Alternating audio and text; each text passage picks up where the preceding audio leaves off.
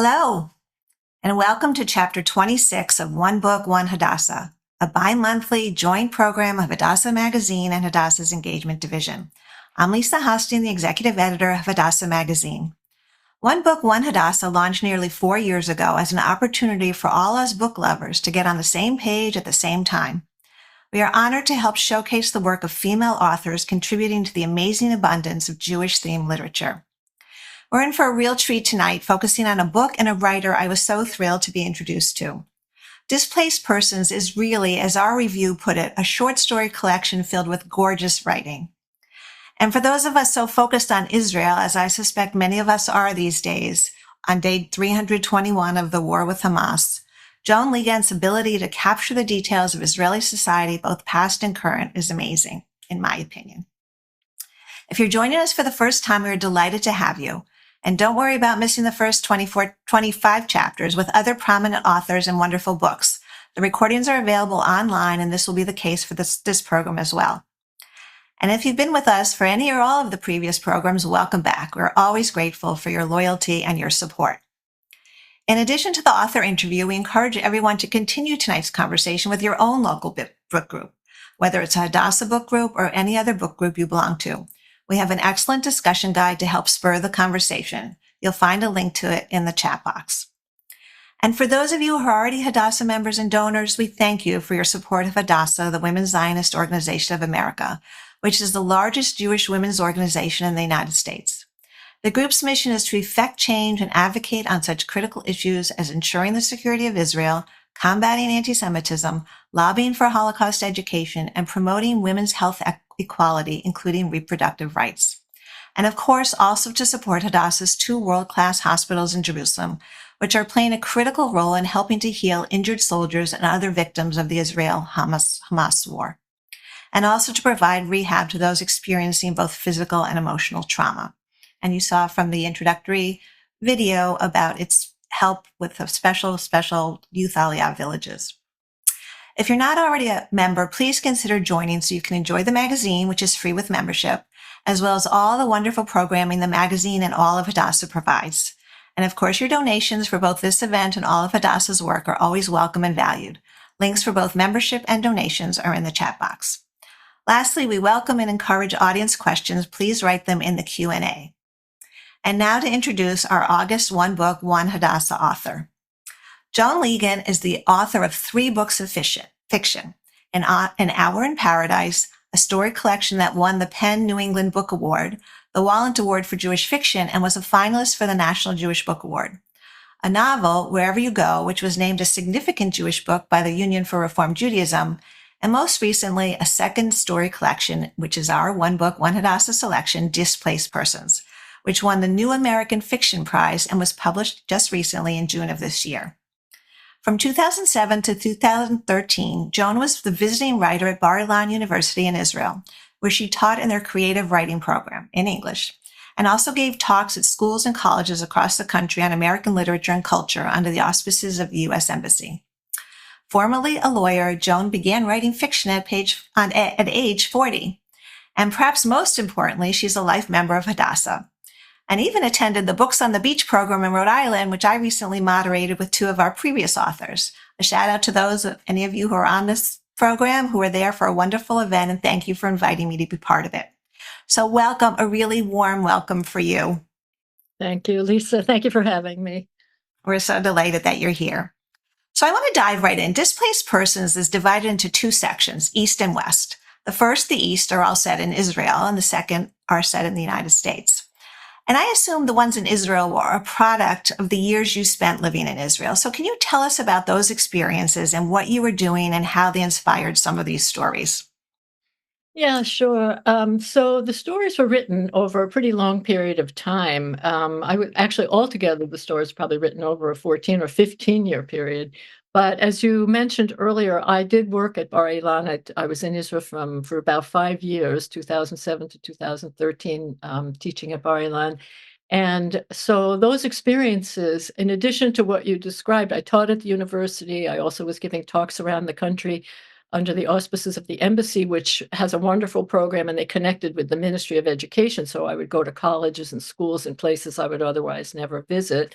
And another thing I did was I also volunteered as an ESL teacher for African refugees and asylum seekers in South Tel Aviv.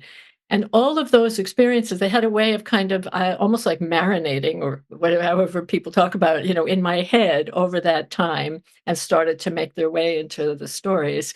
We may get to it later, but I don't sit down with an intention to write about a particular topic or theme or something. I just sit down and see what emerges.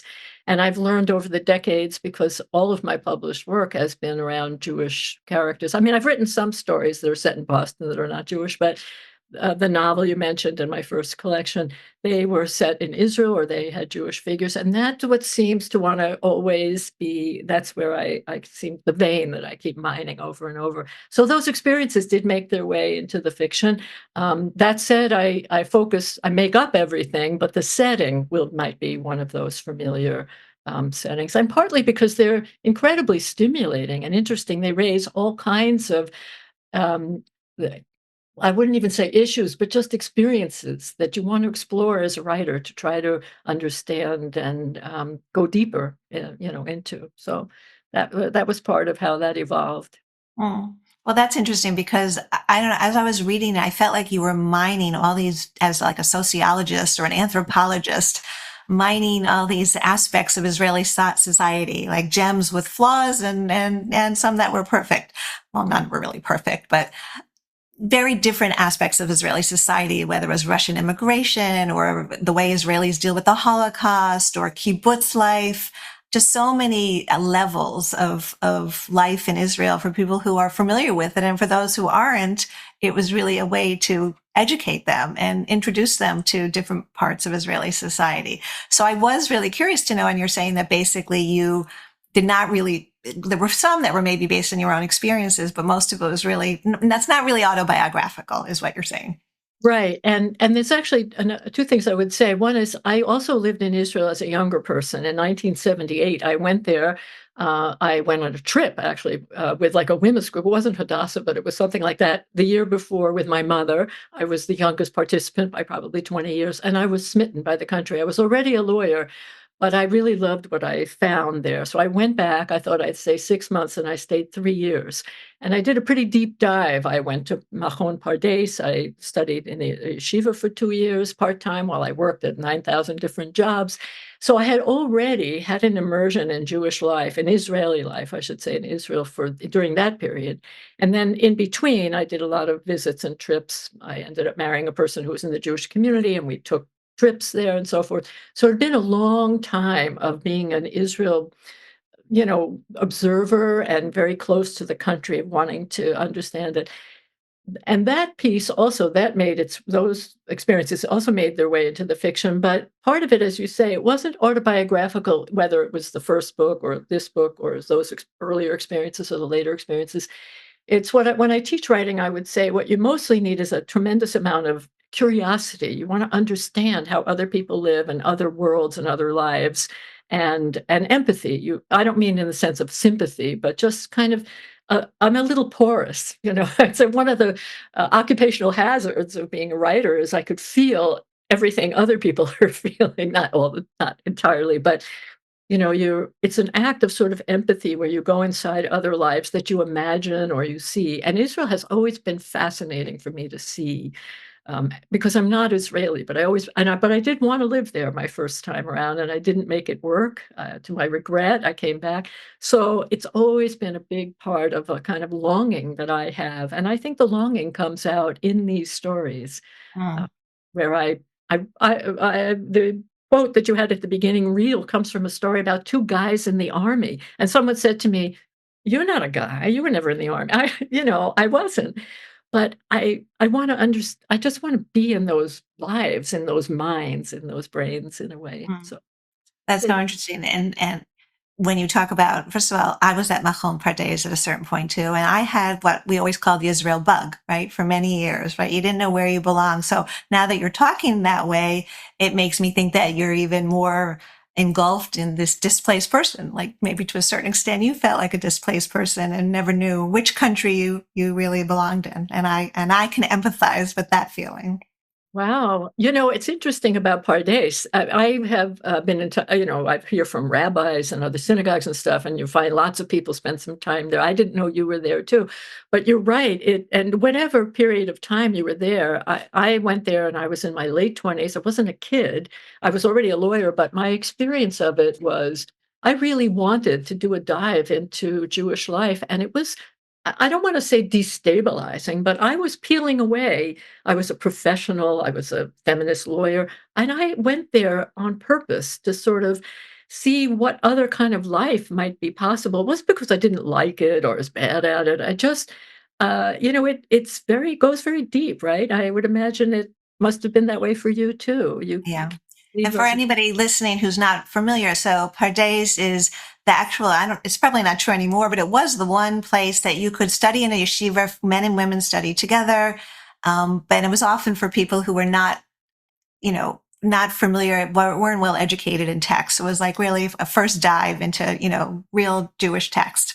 But so all that experience taken together now, so you have your Israel stories, and then of course the second part are your stories set in America. So how is it that this book came together under this rubric of displaced persons? Right, great question. So, as you can imagine with a short story collection, and as I said, they were written over a long period, I didn't plan to write a book per se. I was publishing the stories one by one in literary journals, magazines, Moment Magazine, a few other places like that.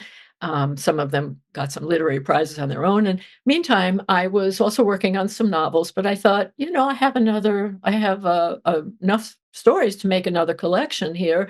But I needed to also feel that there was a reason to pick these stories to have them be between the same two covers, other than the fact that I'm their author and also that they were Jewish.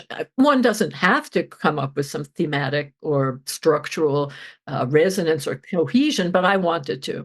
So I looked at what I had and I saw, quite to my surprise, that of all these stories, they were about equally divided between those set in Israel and those set in the States. There were seven in each. And I thought, well, that's interesting. This is some architecture I could create.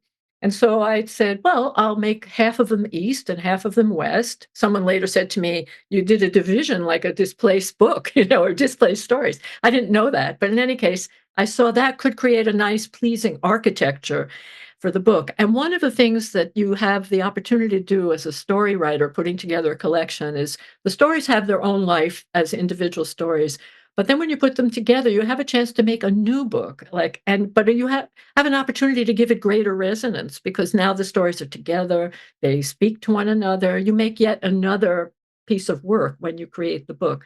So I saw that I had about an equal amount. I saw the division. And then I had two great opportunities as the sort of constructor of this book. One was a title. And many story collections, as you know, are based. The title comes from one of the stories. Or in my first book, "An Hour in Paradise," it was not. It was taken from a Yiddish proverb, and even "An Hour in Paradise" is worthwhile. But in this book, I looked at proverbs. I looked at all the usual sources. I would look for a book title. I look at Shakespeare. I look at poetry. I look at the books in the Tanakh. I look at all over the place. But I also looked at the stories in the book. And there was one story called "Displaced Persons."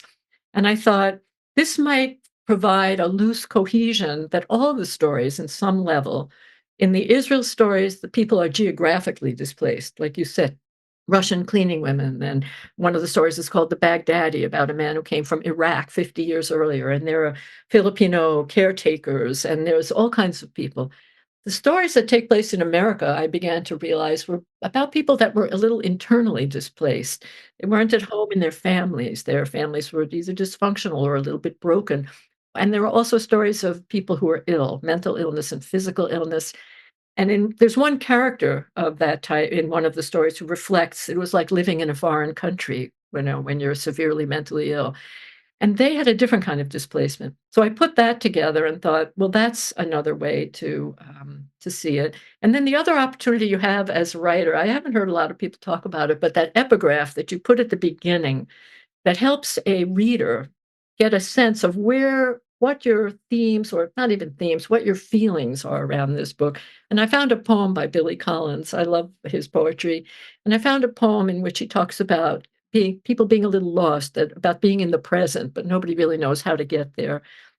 So the stories also are about people that are dragging their pasts with them. We're all supposed to live in the present, but we're also heavily defined by the past. Mm. So this enabled me to kind of create, like I said, a book in addition that wants to be greater than the sum of its parts, not just the stories, but the book itself. And that's how it came to be. Yeah, I think you accomplished that very well. They're all very, very poignant. So let's pick up on what you just talked about, the titular story, Displaced Persons. So that includes a narrator who's teaching refugees and asylum seekers. And you were there during that very, you know, chaotic and controversial period. I mean, I think it still exists to a certain time, but it certainly hasn't gotten many headlines in recent years, even. So, to tell us a little bit more about the kind of people that you met, and I mean, probably the epitome of displaced people, right? So, tell us a little bit about that whole population and your interaction with them. It was really a fascinating opportunity and very interesting, and I'll just preface it by saying, honestly, one of the things I loved about being in Israel as an American, as a ordinary, educated, middle-aged American woman, is the opportunity to be introduced and part of so many different kinds of lives and, people's experiences. I just feel so grateful, honestly, for all these, opportunities, and this was one of them. So I was in Israel to work at Bar Ilan, and one day, my husband and I were walking back from the train station in Tel Aviv to our rental flat, and we see a large number of people in a park called Levinsky Park, which we would walk past on our way from the train, and an enormous number of African men, mostly almost exclusively men, in the park, and then one person in the middle with some lines, and we couldn't see what was happening. We walked up closer, and there was a retired restaurateur who was serving food. So what we went up and discovered was that at the time, Israel, this was maybe 2007 or 8, there were 40,000 African refugees who had walked across the continent of Africa. If they could make it without getting killed or kidnapped or ransomed, held for ransom, would walk off across, make their way across to Egypt, across the border, be picked up by the Israeli border authorities and just kept temporarily for a week or two, and then basically put on buses and dropped off in the cities to make their own way. If they could do petitions for asylum with NGOs that were helping them, they would. They didn't have working papers for the most part. So this was an enormous population of people, and my husband became involved with the man who was doing a lot of this food distribution for that community. And I then became a volunteer. I was found out through the various people that I met through this food program and so forth that there was a center called the African Development ARDC, African Refugee Development Center in South Tel Aviv, where they were teaching anyone who wanted to come English. So I volunteered to be an ESL teacher. I had no clue how to do it. There was no money, there was no materials. I would make up the materials at home. I'd write up little stories. I would bring my guitar and play Michael Row the Boat Ashore. There were people who had a range of abilities too. Some who were actually very good, already had good English, some had very little. But these were almost exclusively men, and they came from Eritrea, they came from Darfur and Sudan, they came from the Ivory Coast, with nothing, and they wanted to come and learn English, and there were other things they could learn in the program, there was computers and stuff. They were unlikely to get asylum in Israel. They're Muslim. The process is very slow. They're obviously not going to qualify under the law of return. So the theory was, well, at least you help these individuals make money, get a job, learn English so that they're somewhere else. And Israel didn't know what to do with them because they were afraid a million more people would come from as you say, it was controversial. On the other hand, eventually the municipality of Tel Aviv, for example, arranged to have tents so there would be housing. There were municipalities that came to the rescue to help these individuals who were basically living in the parks. Mm. And now many of the individuals who are African refugees are working in Israel. You find many working in restaurants and as in addition to other kinds of work, but the economy has found a space for a lot of these individuals to work. Mm. Mm. So interesting. It's smaller number now, but Right. Right, right. And you managed to work this into one of your stories, which Yeah, was yeah, compelling about their character. Yes. yeah. Another story that struck me was Wonder Women, which was really a wonderful dive into four generations of Israelis, especially the complexities of mother-daughter relationships, right? And I was particularly struck by your exploration of kibbutz life and the way it was once as kind of a whole backdrop to the story. So one character in particular, Tammy's mother, presents a scathing condemnation of the way children were raised separately in kibbutzim in the old days. So in explaining to, I guess it's Tommy, not Tammy, right? Tommy, why she didn't think she had been a good mother to her, Tommy's mother said, I had no idea what I was doing when you were born. We didn't have mothers when I was growing up. We had adults with our last names whose rooms we visited 2 hours a day before supper and who took us on holiday once a year to a kibbutz-owned flat in the city to observe how the capitalists were exploiting the workers, or to a kibbutz-owned cabin on the Kinneret, where we stared in awe at the families driving in with their private cars and transistor radios and pillows from home. I love that passage. It's packed with so much. So tell us about your experience with the kibbutz. Did you ever live on the kibbutz?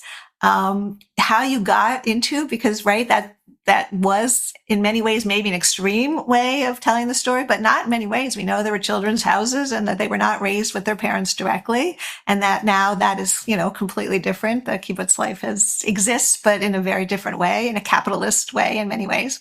So what inspired this story in particular? Right. So thank you for mentioning that story because I love that story. And it was one of the more recent ones that I wrote in the collection. And I'll just say one thing, which is when I set out what I was describing before to see I had 7 set in Israel, 7 set in the States, I also felt like too many of the stories, there were a couple of stories in each section that wasn't satisfied with. I didn't think they were good enough. And I took them out. And I also looked at the Israel section and I thought, I need to write at least one story. I ended up writing 2 that only had Israelis in it because I felt too many of the other ones always had an American in it. So I set out on top specifically to write a story that only had Israelis. And this was one of them, this Wonder Women story about these generations of Israeli women. So one of the things that has long fascinated me is about the kibbutz life, and in particular these children's houses. So a number of years ago, there were 2 events that I just now remember because of your question. I once saw a film. I think it's called Bate Shemesh, Children of the Sun. It was a documentary, and I saw it while we were in Israel, and I'm almost certain it must have had subtitles. My Hebrew is not good enough if it didn't. And it was quite a scathing, an analysis of this issue of growing up in Israel, where the children's houses, where the life was, you didn't really live with your parents. And what was that like? And they had interviews with lots of people of how there were some wonderful things. They lived with their friends, like in the story, they had their education outside. They were so happy, but they didn't actually have parents. They had nurses and caretakers, and they literally would visit their parents just a few hours a day. And I remember being introduced to that. And then during that time, my husband and I went to a kibbutz guest house. I think it might have been on Ayelet HaShachar, which was just in the news because it's way north, and it was I think just received some attacks from Hezbollah. But in any case, we went to a kibbutz guest house, and I'll never forget this conversation. A lovely woman behind the desk said something about she had grown up on this kibbutz, and I asked her a little about it, and she said, "You know what drives me crazy? The people who come from Tel Aviv who never lived in a kibbutz, and they would say, 'Oh, we're so sorry that it's not run like a conventional kibbutz anymore.'" And she said to me, "You know what it was like to never own your own piece of clothing?" And that came into that story because I had not thought of it. It can either be romanticized as this beautiful, utopian socialism, but she said it wasn't it, and she said we would be in the dining room, and for 10 years, so and so wouldn't talk to so and so, like the idea of living in these close communities. So I found myself in the course of wanting to write a story about just Israelis and setting it on the kibbutz, all of this material came up, and I found myself writing about these women. One of the things I found recently, though, is there are still some kibbutzim that now do have children's houses and are to some extent operating the same way. And there were some psychological studies, I should add, too, about the psychology of growing up on a kibbutz without this parenting, this close parenting. And there have been kind of, revolts on kibbutz where people say, "We want to raise our children." And there have been some studies that say the generations that may have started these may have been they weren't necessarily traumatized survivors who had no parents, but they were very fierce ideologues, and they did not want motherhood to define them. It's quite a fascinating, just a fascinating window into the variations, like you said, on motherhood, the connection between motherhood and ideology, and socialism and Zionism all mixed together. Very fascinating topic. So interesting. So I'm not, so the ones that you say actually have children's homes now, did they revert back to it or they continued with it all along as far as you know? Apparently, they never changed it, or they made it optional, because to some degree, there are some that still favor it, Still a and few left. Yeah, yeah. interesting. Interesting. So Israel clearly is a land of immigrants, right? We know from many different places. And the United States too is very much a land of immigrants. And you really focus on these individuals, characters, stories that all really raise questions of like, what does home mean, right? What does it mean to be home? How do you find home? How do you try to find home at a home that's really not yours? So how much of this thinking went into play? And again, I know you wrote these stories at various times over your career, but it seems like a theme that must really have resonated with you. Well, there's a line that you're reminding me of in, one of the stories, and I can't remember, it might have been Displaced Persons, but in any case, it's an American woman who finds herself in Israel, and she's supposed to do a PhD thesis about some displaced group, and she thinks to herself, her thesis advisor says, "Well, find some group that you might find some." She's living in the United States. She hadn't yet picked Israel. She was going to go to some country and look at some refugees and displaced people. And the line she thinks of is where she spins a globe and thinks where to go. All the world was consisting of people carrying their belongings and walking in lines. The fact is, there so much of the world has people moving from country to country, whether they're refugees or displaced, or, it's been part of the Jewish story. As you say, it's part of the American story. The whole world is filled with people that live somewhere else. This notion that we don't all live in the place that we may come from, or our parents or grandparents. So it's really universal all over the world, this notion of being displaced. And I think that, it's just something I just breathe, like it's the air that we're all breathing. That's one thing. On a personal level, I think, as you said earlier, the experience of living in Israel as a 28-year-old, I was there till I was 31, as an Anglo, which is a funny term, it means an English-speaking American. You know how we grow up here thinking Anglo-Saxon is a white Anglo, not a Jew. You suddenly become the Anglo in Israel. I was aware that I was different, but on the other hand, so were lots of other people. So I did have that experience a little bit, and I, like you, I felt, once I returned from Israel to the United States, I felt for the rest of my life I had one foot in one country and one foot in the other. And I think a lot of people do when they have lived in a different country for a while and they feel some emotional attachment. Maybe they belong there, and then you no longer belong anywhere. So I think it's just something that has stayed with me my whole life, and it also probably is related to the fact that my grandparents, both my grandmothers, were born in Europe, so that wasn't very long ago. So there was always this sense that we all come from somewhere else. Right, right. Absolutely true. And now you have a son who lives in Israel. So you must have, did you like push him out the door and say, go fulfill my dream. Let me live vicariously through you. So tell us about him and how you feel about him living there now, given what's going on. And, you hit the nail on the head there, Lisa, with the thing, "Go fulfill my dreams," because, you feel like, "Did I do that to my child? Go do the vicarious life I couldn't have." Well, our both of our sons, had a lot of exposure to Israel when they were young because we took trips there. My husband was involved with Camp Ramah and would go there and recruit they were called the Mishlachat, the Israelis that would come. So we would spend a month there. My kids were both there. This older son really liked it, and he went on a number of programs as a teenager and as a teenager and then a little bit older. And he always had friends from the Jewish world that lived in Israel. So during the pandemic, he decided to go there and he got trapped almost. He couldn't come back for about a year because of the pandemic, but he wasn't sorry. He's a videographer and a film person, and a documentarian. And so he was doing a lot of work anyway related to film and which he could do remotely. And then, when the war broke out on October 7th, he was on a hike down in Mitzpe Ramon in the Negev, and he decided to stay there a couple of days. He would have had to use public transportation to get back to Tel Aviv where he was staying, and he started to film people in the streets and other things. And then he just started to do more filming related to the war, and that has become his work.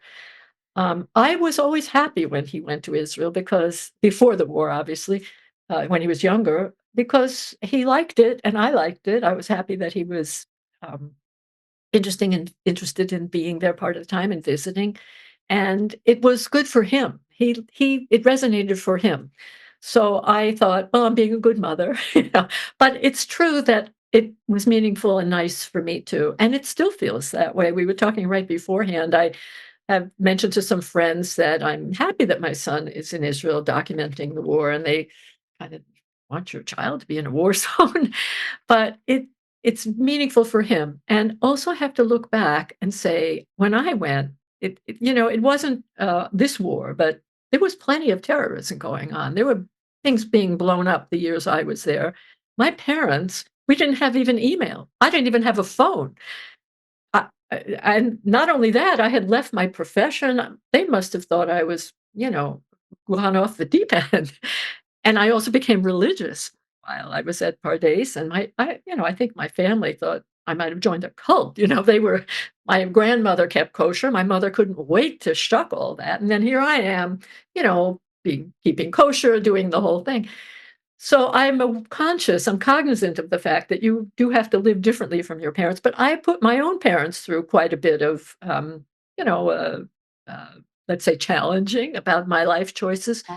So I'm happy that my son is doing something that I think he likes and finds meaningful, and it happens to resonate for me and my husband as well.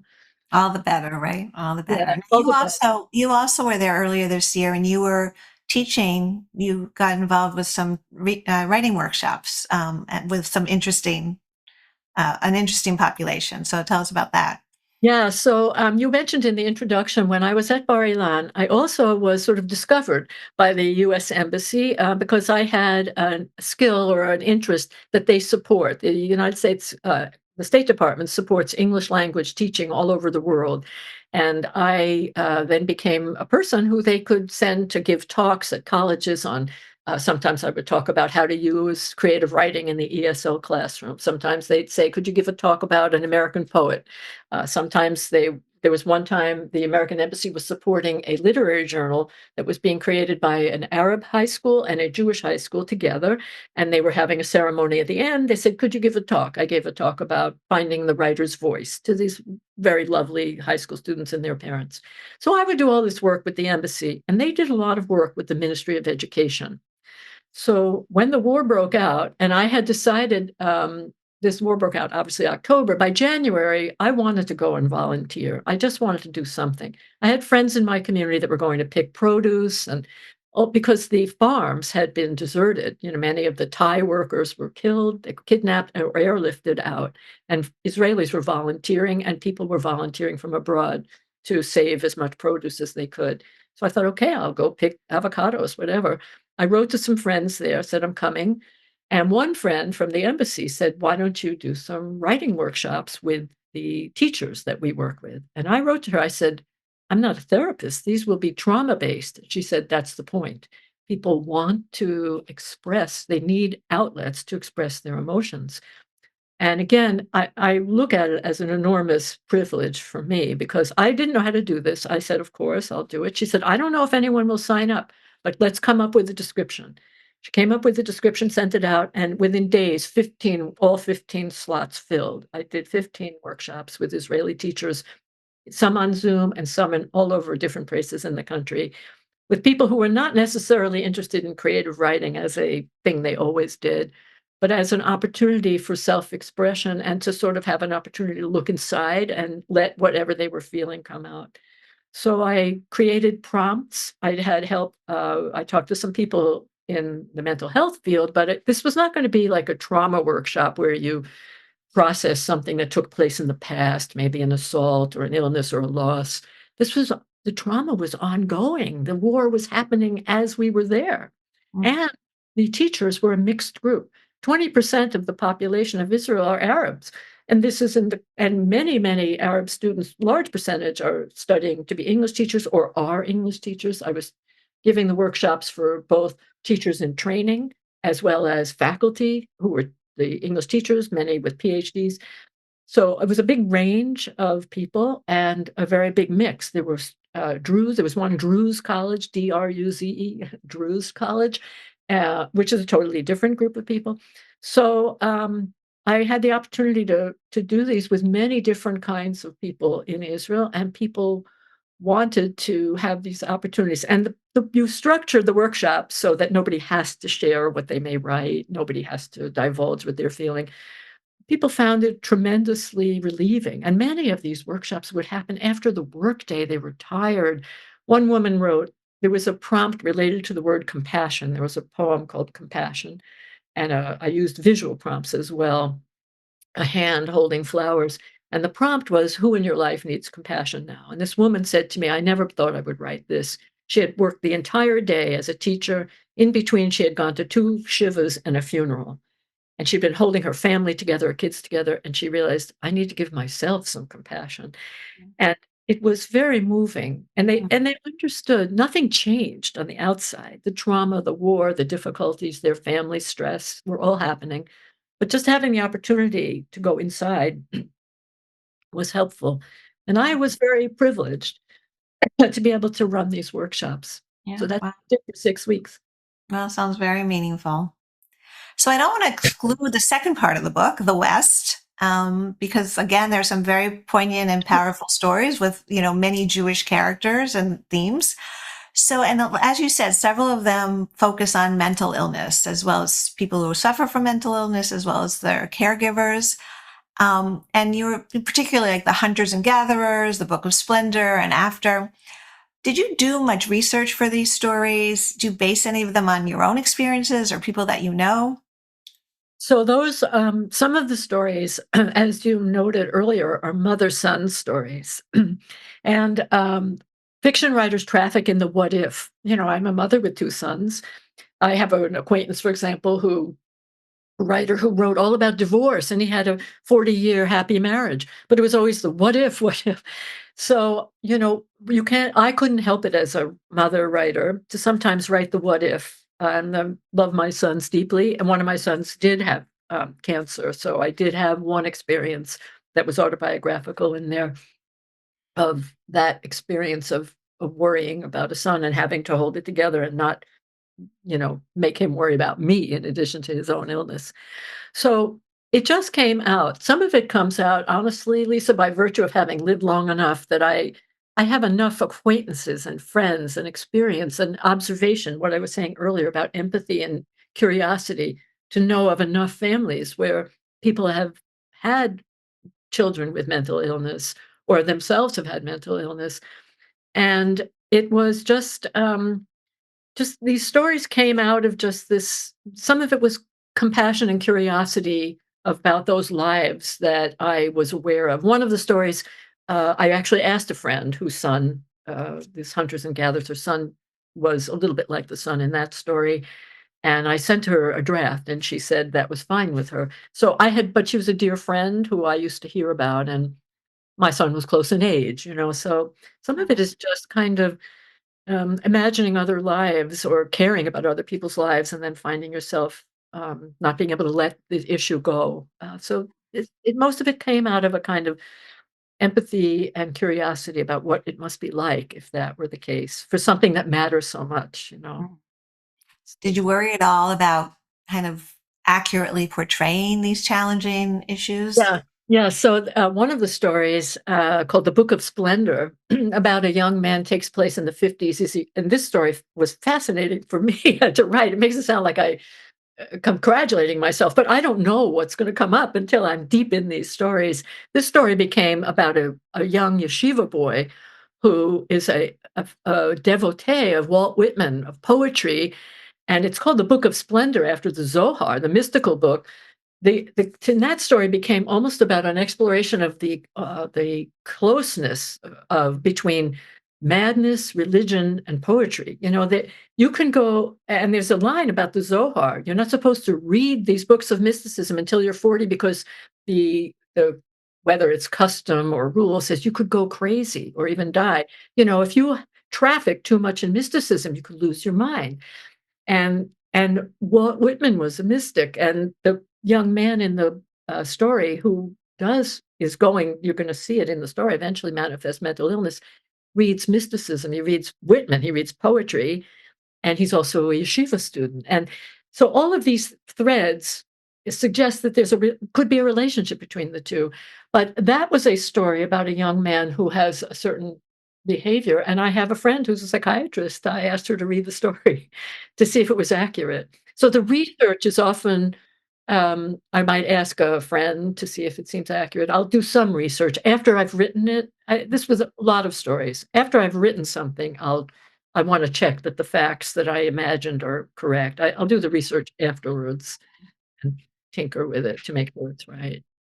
Well, that was a very extremely fascinating story, and I did kind of wonder where it came from. And you mentioned a little bit earlier that you don't really know when you sit down to write where it's going, but there's so many threads, just what you described in terms of the religion, the mysticism, the mental illness. Where did that come from? Like, was it a particularly hard story to write? Was some of these stories harder than others? Yeah, interestingly, that was one of the earliest stories. I wrote that. I did an MFA, a low residency MFA program when I was 47. And let's just say it was a while ago. And that story has been kicking around since I was in that program. I started to write it. It kept, I don't recall exactly what I did with it. It just took me a long time to kind of, get it down right. And it came about because many of my stories begin with a first line, and that one was one of them. It said something like, I don't remember the first line in front of me, but it was, the about being a gifted student right away. I often will start if I hear something interesting, sometimes musical almost in a first line that makes me get excited. I'll follow that first line. The writer George Saunders talks about that. Just stay with your first line and get out of your own way. Put your intentions aside and just see where your sentences take you. And that is the way I write. That story came from a scenario right away within the first 2, 3 lines. I saw, oh, look, these are some yeshiva family in the 1950s with a gifted boy, and let's see what happens with them. And I knew that family in my gut in a way. So that story just came literally from a line, and then it pulls up from inside me all the material that I've amassed over the years. They just kind of, I don't know how to describe it, but they just sort of find their way, they trickle up because my brain is telling me, this is a story about this. What have you got to offer? It says to that part of my imagination or my unconscious. And it just makes its way up without, it's a little bit like channeling a Mhm. dream-like world, but it And do you pulls. find yourself doing a lot of revisions along the way, or you find that it just kind of Oh, no. flows?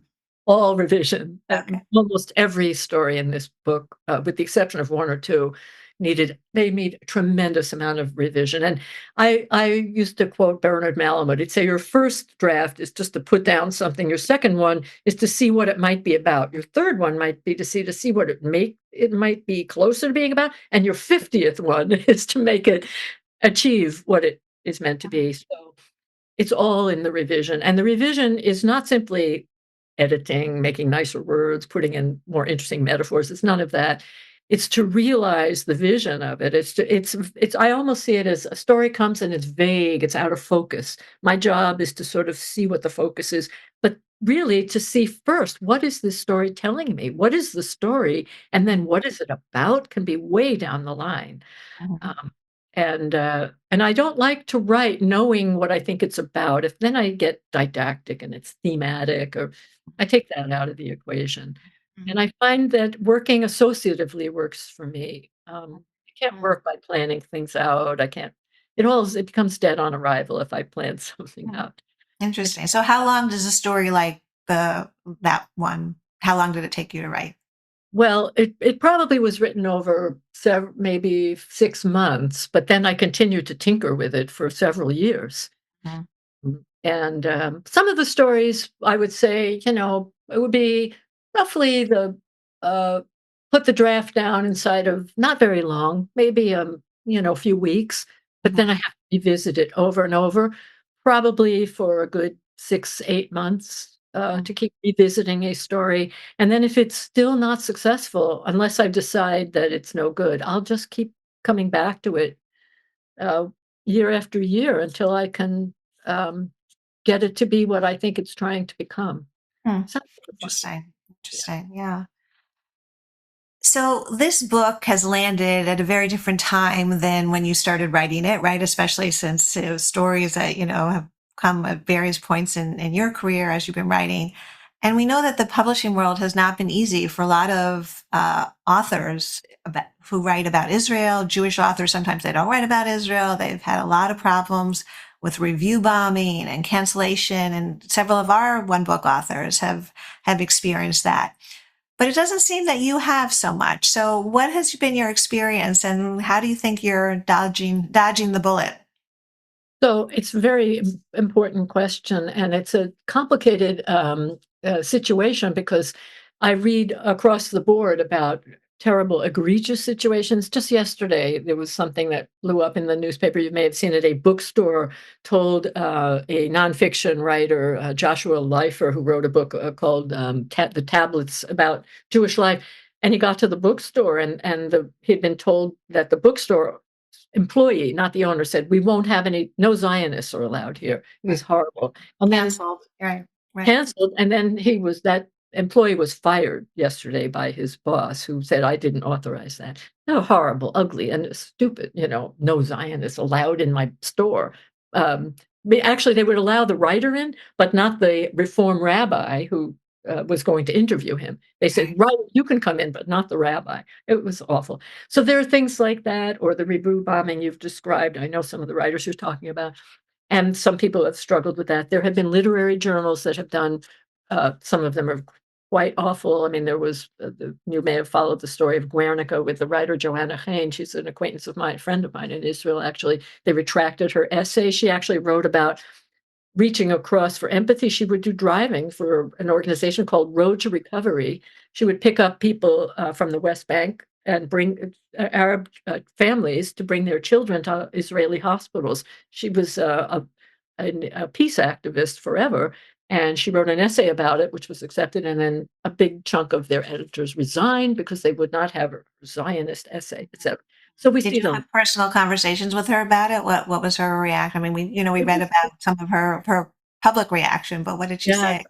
Well, I was, I think I was not in Israel at the time, but I heard from mutual friends, she found it very painful and difficult, both on a personal level, and she was all over the press, and she had been a, reporter. She had written for, Time Magazine, Newsweek, lots of other things, and she's a lovely public person, but, she did not like all this attention. It was very Mm, difficult, mm, very painful, I think, mm, and she fielded it beautifully, she really did, and someone else took the essay and, published it, and rightly so.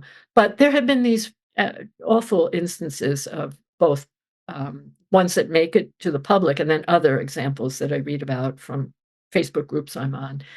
At the same time, yet yesterday I read an article about a very interesting novel that was written by a Dutch Jewish woman. Her first name is Yael. Her last name was a Dutch name. I can't recall. And the book went out for a bidding war because it's such a good book and it's about Jewish life in Holland. So, and nobody was hesitating to publish that one. So it's both, it's both. My personal experience is that my book was accepted for publication by this press long before October 7th. um, Soon after October 7th, we had a meeting because we were about to plan the promotion with the publicist, and the publisher has never ever questioned that we should send out this book. He asked the publicist, any reason to postpone the publication? She said, I don't think so. It was very early on. So we went ahead and planned things. What I did decide, though, was that in my prior books, for example, the publicists would approach book festivals, and this time And I went to some book festivals. This time I didn't get invitations, and at one point we said, "Let's not bother." You can never tell. Is it because it's a book of short stories? Is it because I'm not so well known? Or is it because these were Israel stories? Maybe they didn't know how it would fall out. I decided, on the one hand, it wasn't worth trying to pursue that to an extent. On the other hand, the Jewish community has been very interested in stories about Israel and very supportive, which they always were with my work anyway. I did a lot of talks in the Jewish community, but now it seems more timely. So, I'm conscious of it. I think that the people that are having terrible public experiences, like with Penn America, with Mayim Bialik and, Seinfeld, I'm not a household name like those people. But, so I have not experienced it other than pivoting away from trying to, get myself into sort of mainstream festivals. That said, I did get some very good advice from an editor of one of the journals who took one of these stories earlier, who said to me, "I totally respect your desire to protect yourself." She said, "I'm not Jewish." She said, "I live in New York, I have many Jewish friends, but maybe you don't want to limit yourself too much. There are plenty of venues that would be happy to have you." And she recommended a library on the Cape, and I'm going there. So, one can be too fearful and say, well, everybody feels that way, which I've been on podcasts with, that are not Jewish in focus, and they were fine. They were interested in the material, they were interested in Israel. So you have to be a little aware of it. It's a sobering time to be writing Jewish material. On the other hand, um, it's just part of Jewish life. So You know what? That's actually a good note to end on. That you're able and even getting advice to go out beyond the Jewish community. And like you said, it's not universal. What's happening is terrible, and we're following it very closely and reporting on it. But it's good to know that there are authors who are still being published and not getting these review bombs, etc. So I really want to thank you so much for sharing with us your path and your stories. Really, again, I highly recommend for anyone who hasn't yet read Displaced Persons to buy it immediately. There's a link in the chat, and to buy copies for your friends. I promise you, you will not be sorry. Really, really beautiful stories. And Joan has also said that she's available for, private book Zooms. So you can find her on her website, which is also in the chat box. So hopefully this discussion has motivated our attendees to continue their discussion in their own book groups. And a reminder that there's a link to our discussion guide in the chat box and at hadassahmagazine.org/books. And again, the link to buy the book. So before we say goodbye, I just have a few notes about upcoming events.